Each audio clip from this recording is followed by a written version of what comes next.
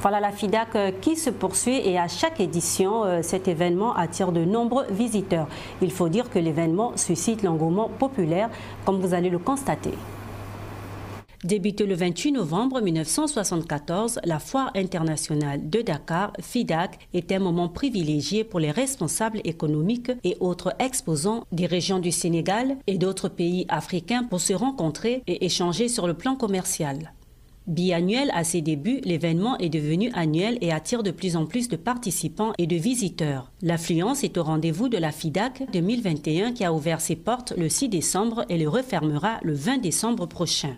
L'équipe de Label TV a promené son micro sur le site du Centre international du commerce extérieur du Sénégal qui abrite la foire afin de recueillir les impressions de quelques visiteurs.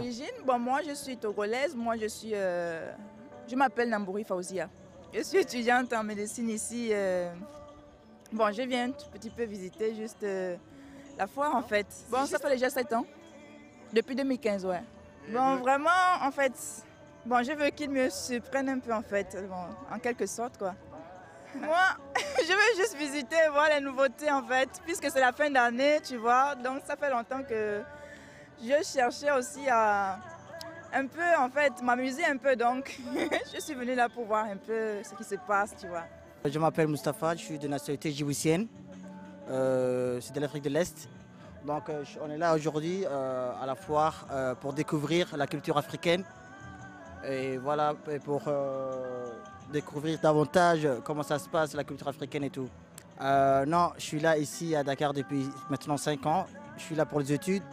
Et là, je suis venu pour découvrir la foire en fait. Non, c'est la deuxième fois. Hein. Je suis venu précédemment en 2018. Là, c'est la deuxième fois. Hein.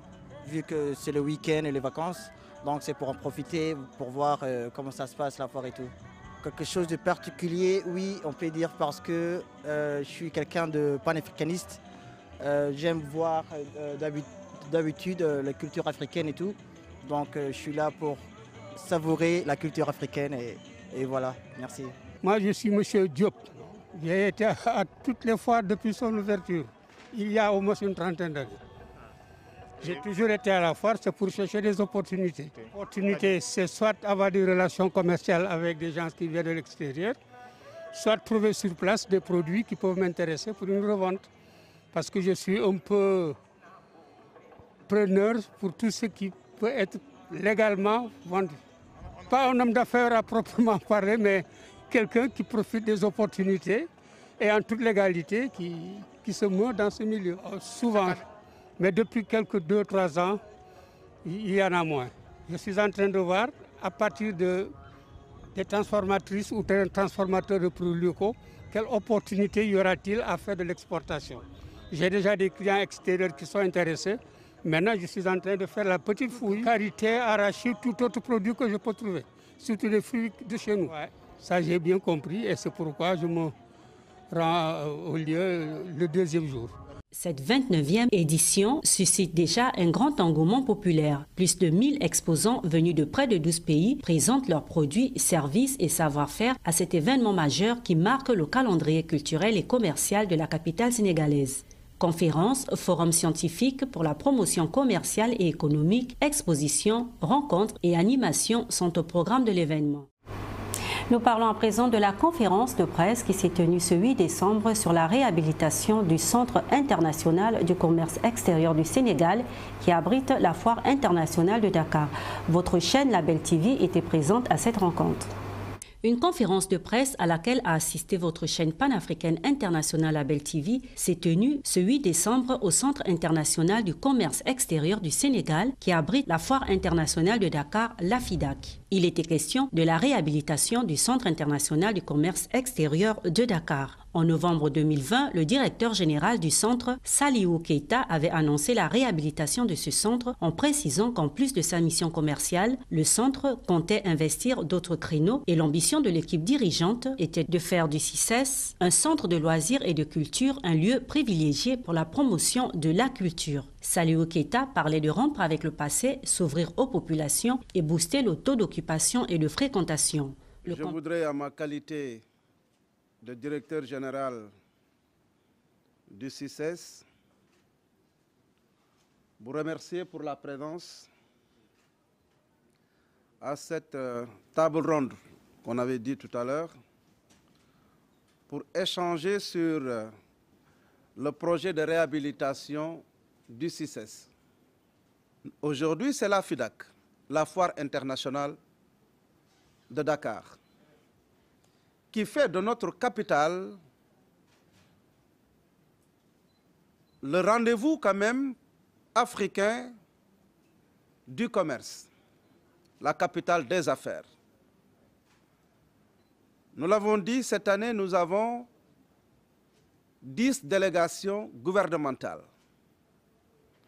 Nous avons 28 nationalités. Donc le CICES, à travers cette activité phare, contribue à la promotion de la destination Sénégal.